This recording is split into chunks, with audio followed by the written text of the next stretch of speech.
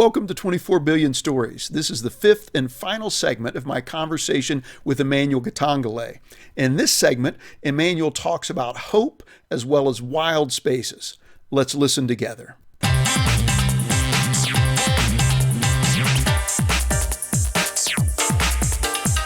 Are you seeing any bright spots? Are you seeing any signs of hope, places in the U.S., in Africa, maybe at the Bethany Land Institute itself, where baptism and gospel story are going deeper than nationalistic, tribalistic, political or race-based stories, where gospel's really becoming the true identity? Are you seeing that in your travels and in your work?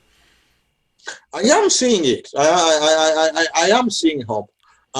First of all, as Christians, we don't have any right to not be hopeful. so I like that. That's good. Yeah. God has saved the world, and we claim that. But also there is an invitation in 1 Peter, always be willing to give an account of your hope. So for us to share the stories of hope. In Minute to the Church, I share some of these stories of interruption. I call them stories of interruption, whether it's Wilkins or Tony Locatelli and others with the confused boy. They are all stories of interruption. And as I said also in Minute to the Church, somehow they're all marginal stories. Yeah, at the margins in a way. In the end, we say, wait, that hasn't changed the politics of Rwanda. Yeah, of course, maybe it hasn't changed the politics of Rwanda, but it has changed these individuals. It has changed the small group of people they are working with, the committees they are working with, and so forth. So we need also to begin to think about social change. We think about social change as changing America writ large. So yeah, there is hope. Some of the hope, most of the hope is actually at the peripheries of church life. Gathering together, Black, white, Latino, and so forth, is a sign of hope.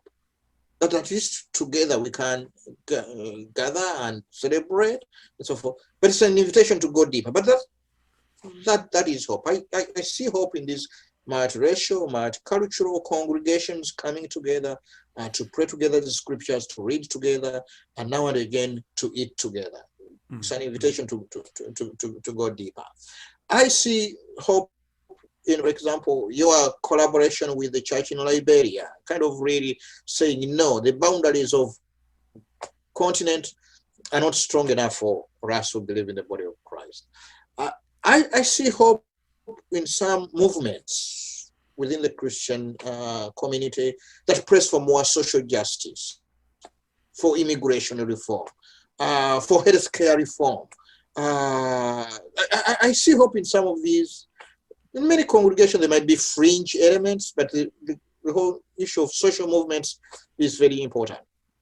I see hope in non-Christian settings, in non-Christian gatherings.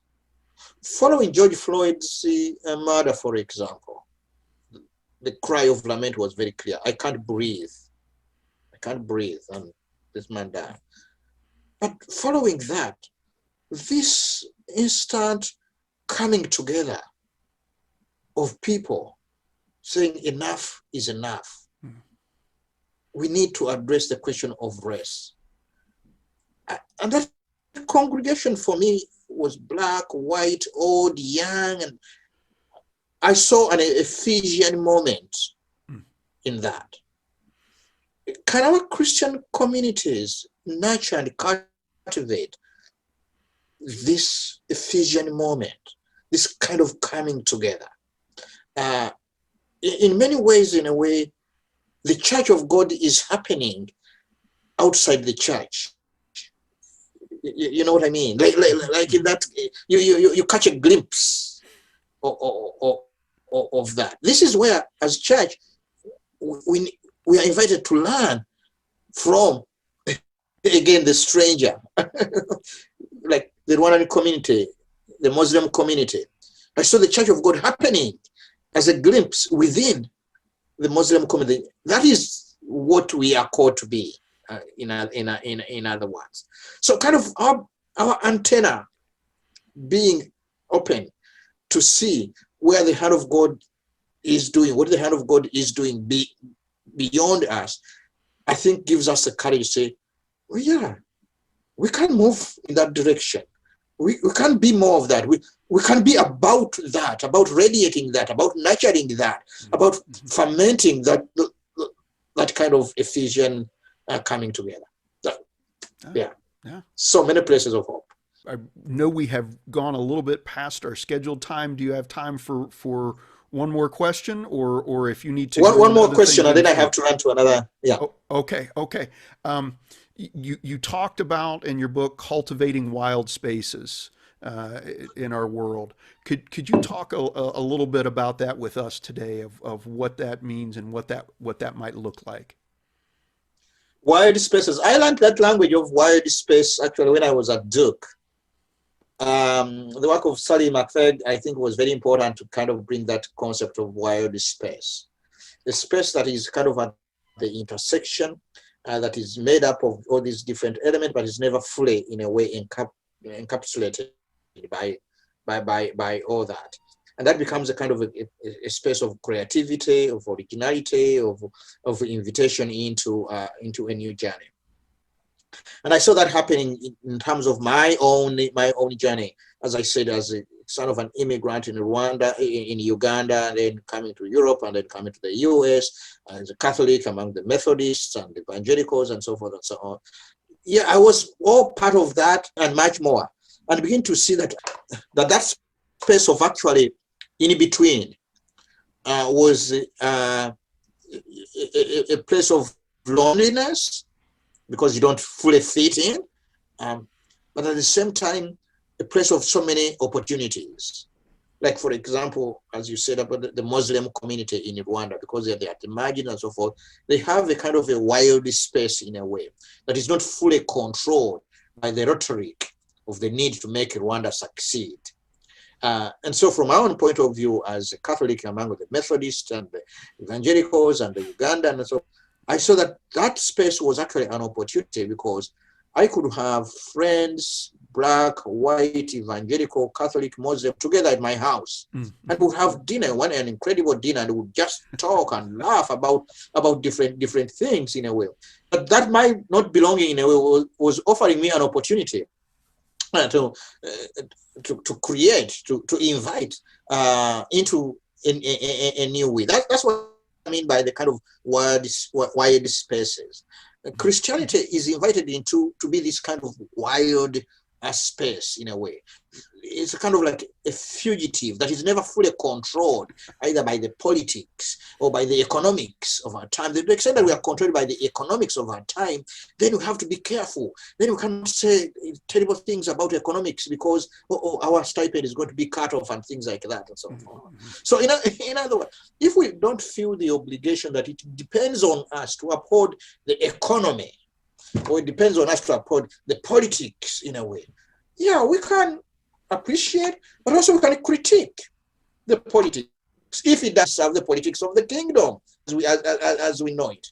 But right now, I feel that we are so constrained by preserving the economy, preserving the politics, that we don't have any wild space in which we can actually do those kind of Ephesian moment elements. If race becomes a dominant imagination and we are so captured by that, then we cannot create that kind of wide space where we can, black and white, Latino, we can actually have a vibrant social life, deep friendships, concerns in a way that move beyond these identities. So that's the kind of, in a way, intersections that I'm calling for, that would allow that imaginative, creative possibilities of coming together. Again, leading to the Ephesian moments that we referred to. That's what I mean by wild space. Emmanuel, thank you again so much for your time. Thank you for your book and your books, and for taking time to have this conversation today. I really appreciate it. I look forward to sharing this out on our YouTube channel, and I'll make sure to send you links of everything before I post it for the public to see here. So. Well, thank you very much. I hope you can find something usable from what we said. Oh, I think it's probably just going to be the whole thing. I'll do it Well, in multiple episodes, but there was so much in there that I just want as many people as possible to hear. So thank you very much, Scott, for giving me this opportunity. Of course, it's always a great honor to be invited to something like that and be given an opportunity to talk about things that are dear to one's heart.